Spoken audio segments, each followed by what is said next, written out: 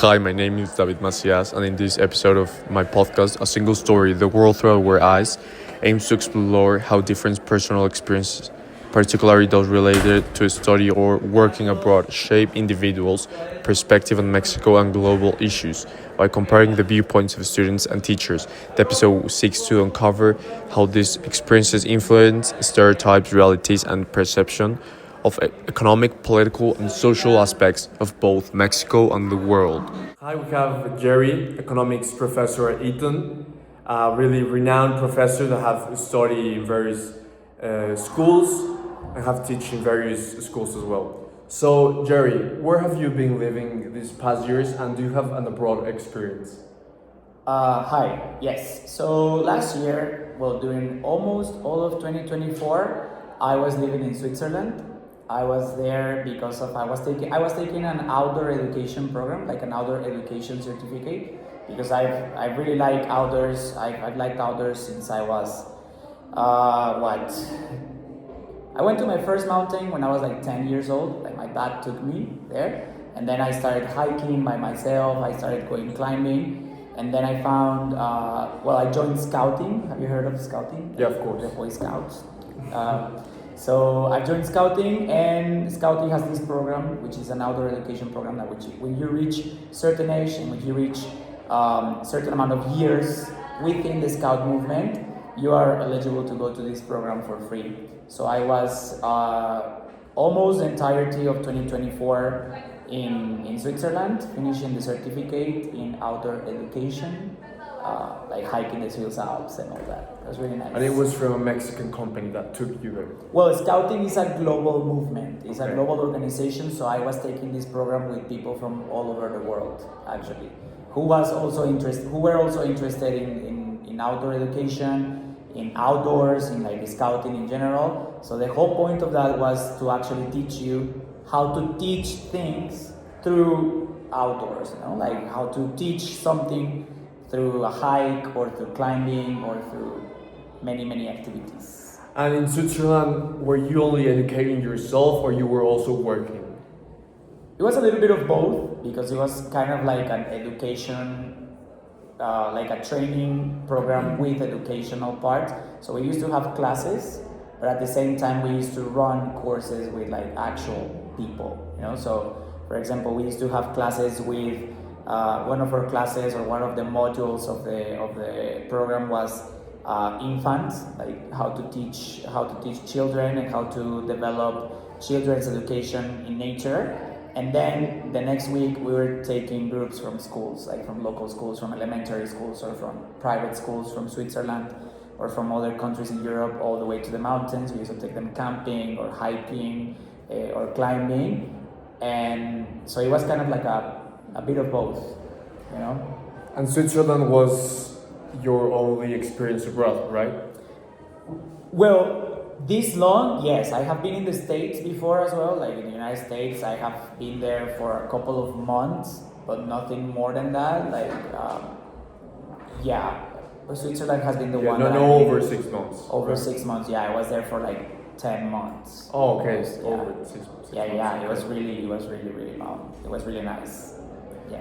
And from your personal point of view, was going abroad benefit yourself in like educational aspect or economically to your working area, or how was it? Absolutely. Well, personally, I think that you grow a lot every time that you leave wherever your hometown is. Even within your same country, like even if you leave Mexico City and you decide to move to somewhere else, like to Guadalajara, Monterrey, or whatever other city, you're gonna learn things and you're gonna know things and you're gonna be a different person after that experience, right? Because you are out of your comfort zone, you're out of the place that you are accustomed to.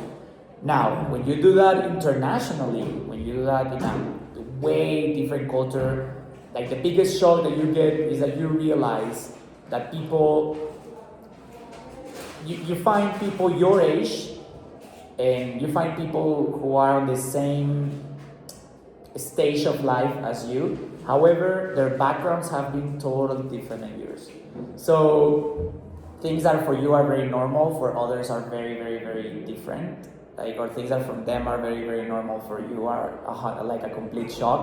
Like, you realize that people, for example, what happened to me personally in the sense of the personal things is that, for example, I get to work with a lot of people from the Netherlands.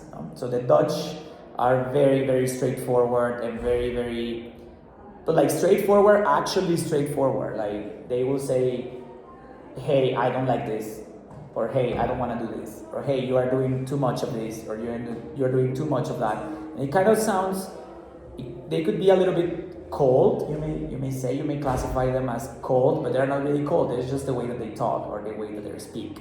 And people usually in Latin America, so they taught us this thing about high context cultures and low context cultures.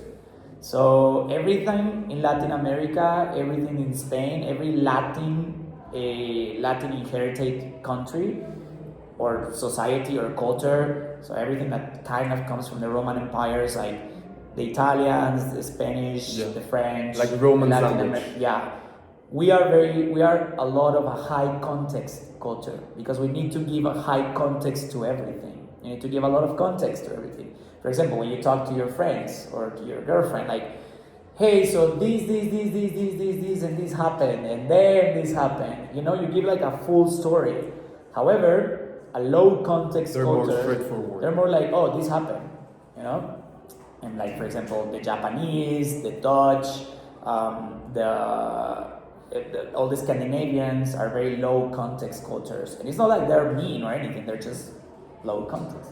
I found that the Africans are very, very, very high context.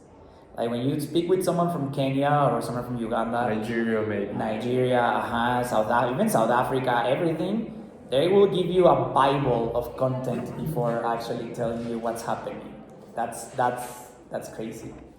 And yeah, well, that was mainly socially / culturally, you may say. Economically, well, I'm here because of that, because Ethan called me like when I was in Switzerland. So they found me because someone was there in like the annual Switzerland trip. So they found me there, and then they told me, hey, would you like to, when you finish this program, would you like to come to teach to Mexico City? And I'm like, maybe. So it really benefited me because it gave me opportunities like being here at Eton, but it also gave me opportunities of getting to know a lot of international schools and a lot of international organizations that dedicate themselves to outdoor education, and which is something that I would like to pursue in the future. And yeah, that could represent like, or I could even start my own outdoor education business right now if I had the time, if I would like to. And yeah, that could represent very good economic opportunities in that sense. Yeah. So you can tell the biggest cultural impact is the personality and the costumes of the people abroad. It's right? understanding that Different. the term exactly, and that the term high context and low context cultures actually exist and actually happens, and that we have a lot of stereotypes, like the same way that we as, for example, as Mexicans, we are very stereotyped sometimes. We do the same thing with other cultures. Like we do the same thing with the people from the United States. We do the same thing with the people from Europe, from Japan. Like, for example, I kind of did it when I referred to all the people from Africa as, like, for example, we tend to think of Africa as this huge piece of land instead of realizing that there are more than 57 very different countries in that continent, and every country, you would classify them as Africans. No. It's just Africans, exactly. And the same happens, but for example, we do it at a broader scale. Meanwhile, for example, in Mexico, like the common stereotype is Mexicans, while, for example, Mexicans from the north are very different from Mexicans from the south, which are very different from Mexicans from the center. Even in Mexico City, like people from Mexico City are very different, like the ones who live in the west to the ones who live in the east, no? So you don't realize that until you actually leave and see that from abroad, because when you leave, you kind of see everything on a broader picture. So that's kind of the benefits and one of the things that implicitly traveling and living abroad gives you. Specifically, what are the pros and cons about living in Mexico with your personal experience? Pros and cons of living in Mexico. So I would say that the pros of living in Mexico is that it is your home country, so you're always gonna kind of feel somewhat related to it in a way. Like you're always gonna feel very identified with the Mexican way of things. Even if you are in another city, like you realize that it feels familiar, you know. Also, family, the high values that we hold for families, for opportunities, the creativity. You realize that Mexicans, we are actually very creative, and Hardworking people. hardworking people, but very, very creative. Like very.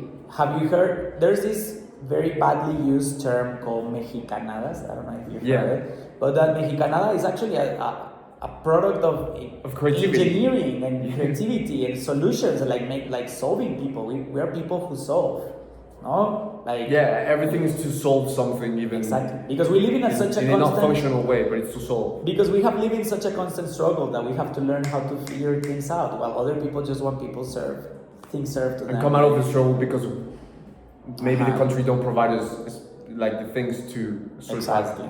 those problems. Yeah.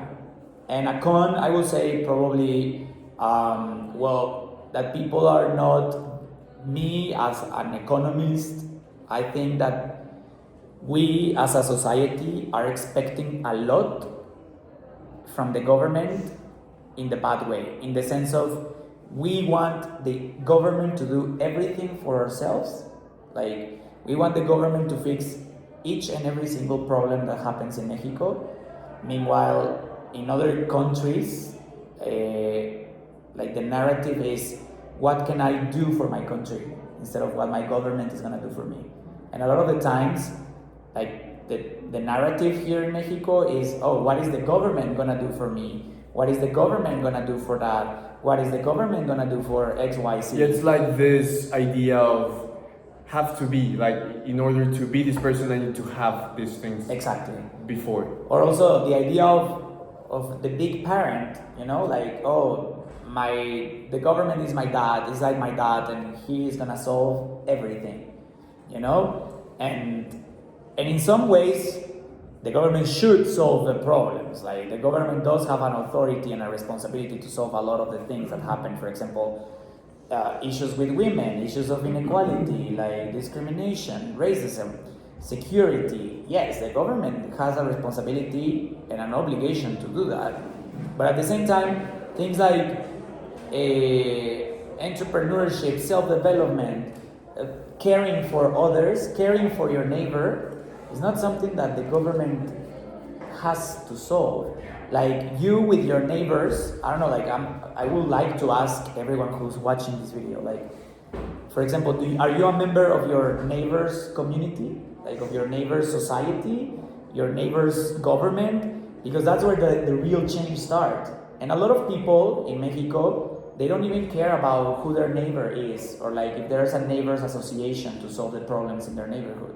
They are expecting the government to come and solve everything, instead of actually proposing something with the help of the government, of course. But like, they want everything. We as Mexicans, sometimes we want everything served to us instead of actually say, which is ironic considering that we are very hardly working people. Then just asking for everything being done to us is kind of like, you know, gives you like perspective on that.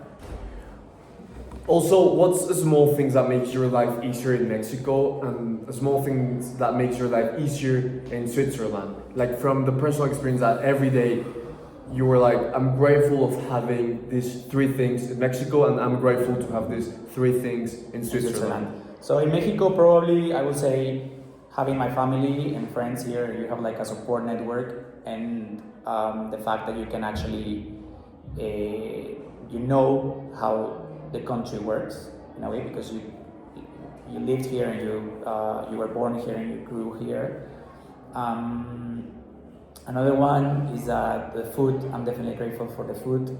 We really really the Mexican food is humanitarian. It's like a universal preserved food, you know. Number 3, I will say well, I don't know, like the vibe, you know, like the fact that you get how things are done, like you don't, I don't know if it ever happens to you, like when you're talking to someone and they don't kind of get you. I feel like when you talk to another Mexican, for example, here in Mexico City happens a lot. When you take the bus and the bus is full of people, There's always room for more. there's always room for more. And plus, for example, if someone gets in from the very back, like at the very back of the bus, they want to pay their ticket, their entrance ticket, their passage for the bus. They pass on the money from the back of the bus all the way to the front, and they give it to the driver. So I feel like that's something that's very honorable, and that's something that is very Mexican, and I don't know if that will happen anywhere else. I think one of the things that people appreciate the most of Mexico is the small things Mexicans do that cannot be done in another place. Anywhere else, Anywhere. exactly. It's like Yeah. also the Mexicanadas. Yeah, and We that can happens say. everywhere in Mexico, like in their own style. But in every other city in Mexico, you will find kind of that same vibe, regardless if you're here in Mexico City or if you're in Baja California or in Yucatan or in wherever you are. Like you're gonna find that vibe similar. And three things that I really like about Switzerland that made my life easier in Switzerland is number one, transportation systems, that you can actually get everywhere in the country or anywhere in the country with a train. Like you can literally go to the furthest place on earth, to the middle of the Swiss Alps by train. Number two, that even the smallest town, I feel like that's kind of the real show, the real sign of progress. Even the smallest town in Switzerland, like a town with 1,000 people, literally 1,000 people, will have every necessary service. You know, they will have a bank, they will have a phone service company, they will have utilities, facilities, even if it's just a town of 1,000 people. You know, and I feel like that's kind of the sign of true progress, not like a lot of skyscrapers and stuff. It's just the fact that you can live in a city or in a town of 1,000 people and you will actually have the chance to have a decent life. And they pay really good salaries. The last two questions. You as Jerry, not as an economist, not as anything, what place do you think could be more beneficial for you financially, political, socially? Where were you gonna be happier, and what place will you choose with your experiences that you have? I will definitely choose Mexico. Indeed. I see this country as a place of opportunities. I see this country with of course, there's a lot of issues, lots. But I see lots of opportunities as well. I see lots of chances of changing people's lives. Like the thing is that Mexico is not a place for people who want to be served. You know, Mexico is a place for people who want to do something for others. You know, Mexico is a place for entrepreneurs who want to create businesses that change this country, that provide jobs for people who need them. Mexico is a place for educators who want to change the education in this country for the younger generations. Mexico is a place for young people who want to push for social changes, for economic changes, for paradigm changes. That's how I see it. 100% Mexico, no questions. I would like to go on vacation to Italy every now and then. Not gonna lie, but I You would choose say Mexico. Absolutely. Okay, so anything you want to add to the conversation? Just congratulations for asking these questions, and just an invitation to do something for your country, for your neighbors. That's like the smallest change that you can do with the greatest impact. Do something for your own neighbors. You don't have to go that far. You don't have to be president. You don't have to you don't have to be president or minister or anything or be a great business person. You can just start by becoming active in your own community, in your own neighborhood, in your own tower of apartments, in your own school. Like, be active, push for change, and that's gonna create great impact more than going abroad, honestly. But go abroad if you have the chance. So yeah. Okay, And that's thank it. you. Thanks so much, Jerry. You're welcome. A plus, A plus. So here we have Santiago Tello. He's gonna answer some Q&A question. So first of all, Tello, where have you been living? So I was born in Mexico. I spent the first 8 years of my life here, and then I moved to Brazil for 2 years. Afterwards, I came back to Mexico, stayed here for about a year and a half, and then I moved to Dubai for 5 years, and then I came back. Okay, perfect. So can you briefly explain us the pros and cons of living in Mexico compared to living in Dubai or Brazil? Okay, so there's many pros and many cons to both countries. So the main one that I notice is the safety issues within Mexico, since it is a country run by the narco, and there's not really a system that protects the people from it. Even though we have the police and the military and everything, they are mainly in cahoots with the narcos. Whereas in Dubai, everything is very safe. Like, for example, I didn't have a curfew when I was living in Dubai. I could come home at 9 in the morning, 6 in the morning, 3 in the morning, anytime I wanted. My sister had a curfew at 3 a.m. in Dubai. So that just shows how much it changes from the safety perspective. But one of the pros about living in Mexico is the social life. Since everybody here in Mexico is way more open to new experiences and to talk to people, and everybody's way kinder, there is a better connection that is created with the people that you spend the time with. Whereas in Dubai, everybody's more reserved and they don't really like to engage with strangers. And compared to Brazil, what are the pros of living in Brazil? Is it really similar to Mexico, or is it more similar to Dubai? It's more similar to Mexico. Crime-wise, is worse. At least when I was living there, it was worse. I was also way smaller, so that also has to do with it.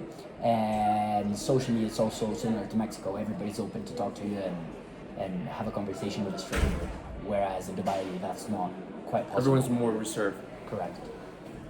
And academically, what country do you think is gonna offer you best? Academically, Dubai. Yeah, Dubai. Dubai, 100%.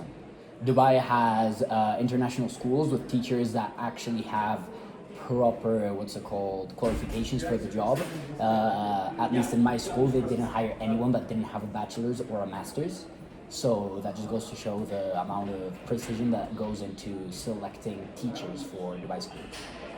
And also the model of the school. Since I was in a British school, I was doing A levels, not IB at the time. Therefore, I could focus on the 3 subjects that I really wanted, and I didn't have to go into the other classes since I wasn't certified in them. Okay, so an aspect that I've been asking a lot of the people that have been in the podcast is, where do you think you can develop yourself better in all terms, socially, economically, and also how politics can affect yourself in how do you develop? Honestly, in today's world, I feel like Dubai is a much better place to develop yourself and your family, both economically, socially, and even culturally, since it is 96% expats. Therefore, there's culture from all around the world and people from everywhere across the globe.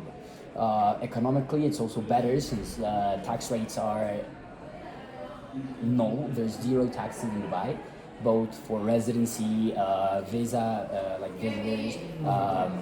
If you get your paycheck, you don't have to pay taxes on that. Any taxes are negated. Therefore, it's a better place to grow economically. But socially, Mexico is a way better place to grow. So for a family, a middle class family, it's way better to live in Dubai since they can offer better education. A middle class family, I wouldn't agree. Okay. Sadly, Dubai is way too expensive for most people. You have to be higher middle class or high class To have a proper life. to have a proper life there, to enjoy the proper amenities. If not, it's a like complicated any other- life. Yeah, there's many sides to Dubai. The side that I was in, it's obviously the nicer one, but there's also the worker side, which is basically modern day slavery.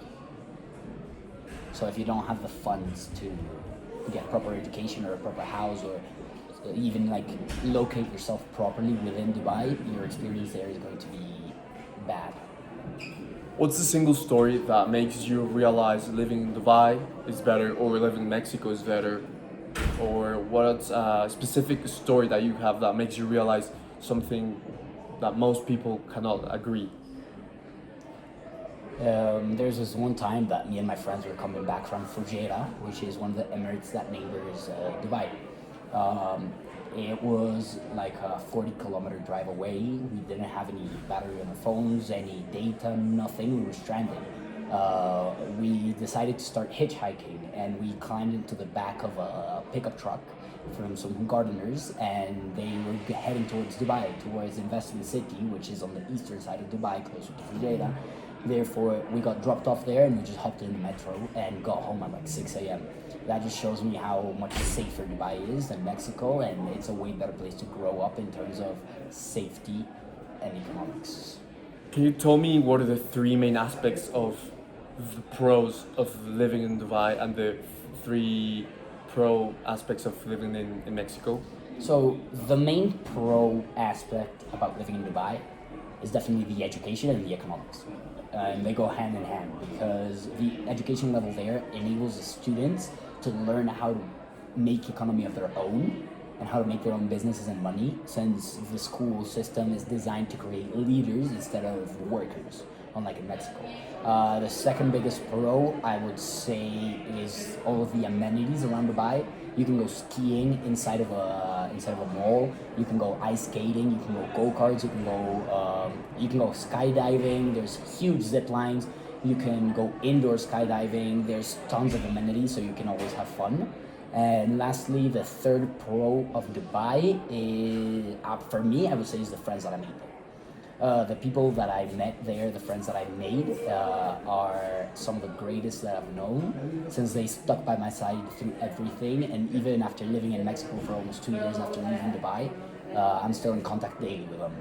And for Mexico, the main pro is definitely the social and cultural values that exist here. How everybody is so kind to everybody. You can go up to a random person you've never met in your life and just start talking with them about anything. The second biggest pro in Mexico is definitely the food. Oh my god, I love Mexican food, and it's irreplaceable. Even though you can find Mexican food in other places, it's So-called Mexican food. So-called Mexican food. And the third biggest pro about Mexico, I would say, is the party life. Since the government, organizations don't really care about what underage kids are doing, so you're allowed, not even allowed, you just have more freedom to do whatever you want. Okay, so if you have the options to go back to Dubai or stay in Mexico in terms of to develop yourself in terms of political, economic, social, what will be your decision? I would definitely go best back to future? Dubai. I would definitely go back to Dubai.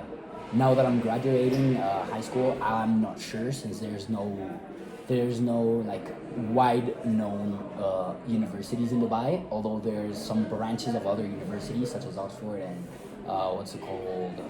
Harvard. They have like their little program areas. Your whole university. Yeah, exactly. But it's not actually like a place where you can go study. It would be to just go and start working and start making money. But I definitely would like to. Okay. Mainly because of the economic sense. Okay. And political wise, what's the main difference about Mexico and Dubai? So politically, Dubai is a monarchy. Dubai has a king, a sheikh. Anything that he says goes. There is no assembly, there is no council. Everything that he says goes. Nothing has to be approved. That just makes it so that there is less conflicts within the relationships and talks about politics or even laws. So it doesn't get lost in translation, and everything is as they say it is. Okay. Thanks so much, Leo. Thank you. So, hi. Here we have Elias Idan. He's gonna answer some Q&A questions about a single story. So, Elias. Yes. I know that you study abroad in Canada. Is that true? Where did you study? Can you briefly explain your experience? Yes, it's true. I went to Quebec City. in the French region of Canada. I went to study for 1 year, and I did know French before going, but very roughly. So at first when I arrived, the language barrier was present and it was difficult to adapt. But with about 3 months, everything was fine, and I had a great time. Yeah. So, as a Mexican going to Quebec to study 1 year abroad in high school, what are the pros and cons about living in Canada compared to Mexico? First of all, everybody knows it, but it's security, right? Also, the city that I went to, it's Canada's safest city. One of the safest cities. Yeah, exactly. So you really live a different experience than the one that you live here in Mexico. For example, in Mexico, I have never been to public transport, never. And when I went there, that was my only travel option. You know, I traveled with in the bus, in the public bus, with my friends to get to school, to get home, to go to the mall. Everything was via the public bus. There was no chauffeurs, no nannies, no everything. So, rather than security and transportation, what's the three main things that you really like about living in Quebec, rather than transportation and safetyness? Like, it can be economically wise, political, social, I education think system. mostly social, because I'm very used to my small bubble in Mexico. You Like know? your small circle. Yes, exactly. That going outside of it was really a unique experience. Very weird at first, because I didn't realize how like culturally different we are. But the friendships are very different. How everything socially works is very different. What I did notice negatively is that I think we Mexicans are very warm, very welcoming. So that's the negative side of Canada. Yeah, the people are sometimes very cold, and I think it's not because they're very cold, but because we're very warm, and we're very used to being welcomed, and you know, adapted easily, and you know, invited to everyone's homes, you know. So by living this experience where everyone was a bit colder, at first was very different, and it was like, okay, why is You need to adapt and learn from exactly. them. Okay. But with time, I noticed that it wasn't people doing anything wrong to me, but it's just how people expressed in that region. So the cultural shock that impacted you the most was how people interact with you. They were more colder rather than the Mexicans who are warmer, right? Exactly. And also, political wise and economically wise, what country do you think can provide you, Elias, a better opportunity that can create a better life for you? In terms of economy, I'm not really familiar with Canada's economy, but I can tell you it's a strong economy. Like, depends on the Where you education live, you your have, education. where you live. Because, for example, if you get a lower education here in Mexico, you'll end up working Minimum wage. minimum wage, which is like 4 times less than it is in Canada, minimum wage. So, and in Canada, minimum wage is actually very high, very decent. And most people, there is a really easy way to scale and to grow in that country. There is a clear progression. You know, you may start at the bottom working with minimum wage, but with time, it is evident that you will progress and you'll keep growing. And that's because that's how society and that's how the education system is evolved around it. You know, they teach students, you know, not to think not about thinking outside the box, but you know, progression. You know, that's the thing Like that's the mentality they want to implement. And I'm not saying it's better, because here in Mexico we have some good mentalities associated to work and you know, and flourishing in an economy, In any industry. Exactly. We have different ideas. I'm not saying one is better, one is worse, but there it's more progressive, you know.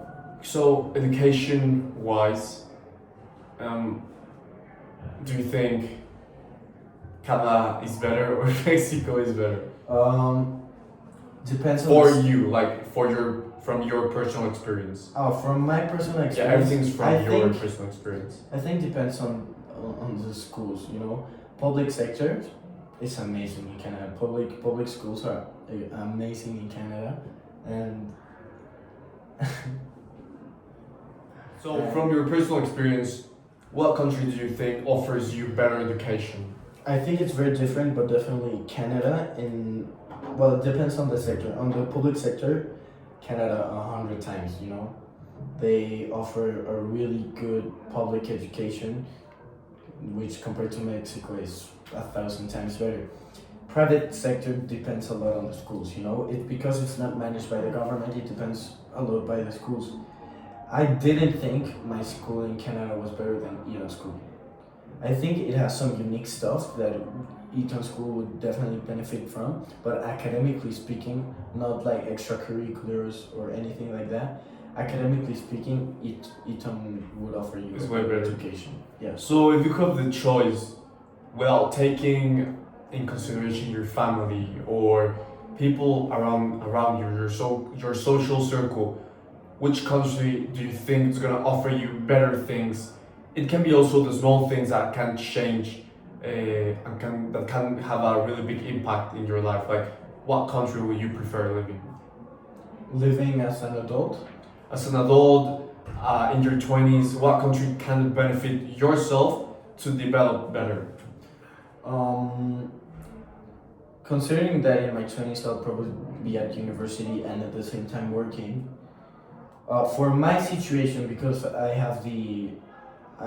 am privileged. I have the privilege to have a private education, and here in Mexico is really good. You know, you can work and study at the same time if you have access to these private universities. But also, Canada offers a lot. You know, it has some of the best universities in the world. Like there's a very big one. It's called McGill or the Toronto University, which are way better than the ones I think they're often in Mexico. Also depending on the career and how you analyze it, but definitely I would say Canada has more opportunities education wise. I would say work wise, for my situation maybe Mexico, because the our our social circle is really pointing towards working, you know, and you know succeeding and thinking outside the box. And it's a really privileged sector, social yes, circle you in are. my social circle, you know, and in Canada, people are always, you know, taught exactly what I said before, very progressive. So you start very slow, and a more office type work. So it's really more in a box, and I think Mexico has options everywhere in the box and outside the box. So in that sense, maybe Mexico. So, for a class family, imagine you have a family and you need to take care and provide for them. What country would you prefer living in, taking all aspects, political, economic, social, personal experiences? Which country would you prefer? Oh, well, 100% Canada. You know, firstly because of security. Then, for example, Canadians get free healthcare. Free. It's one of the few countries on America that gives free healthcare, not even United States, and that is great. Also, you know, education. I could give public education to my kids without worrying. You know, if it's a bad education, there it is. Many public schools are even better than private schools. So, and security again, they can go transport themselves without any risk of them being in a dangerous situation. So yes. What's a single story and a specific event that makes you realize that you want to live either in Mexico or Canada? Or like a specific event that makes you realize something you didn't thought of before living in Canada, or you didn't think before living outside of Mexico and going back to your home country? I think it's quite dumb, but weather, you know, weather has a huge impact. Not only like physically, that I get cold or on the buildings, you know, might be more Or expensive. it can be also emotionally. Emotionally, you know, winter it's 6 months long, and for 6 months you barely see the sun, and you know that is very associated with, you know, no, I'm not saying depression, but you know your mood is affected by the weather, so you need to be prepared for that. And for me personally, I like a city that who has a balanced temperature and a balanced, you know, day and night cycle. So somewhere when I could see the sun, where I could receive sunlight, it's really essential for me. So that's why I would choose Mexico. Also, what are small things that makes life easier in Canada and in Mexico, not taking consideration safetyness, weather, and education? Yeah. I think might sound a little spoiled, or you know, not such a great aspect. But for me, you know, having my family here and living with my parents and getting the commodities of living with my parents, that sometimes they might take me to parties, or they might take me to see my friends, or even that I don't need to wash my plates after I'm eating. No, it's small things, but it really lets me focus on, you know, school and everything. And I'm gonna do that in university, but right now it's a commodity that although it is small, I can really appreciate it, and I'm really thankful to my mother and my family that provides that for me. And that is a good aspect for which you can stay. What do you prefer?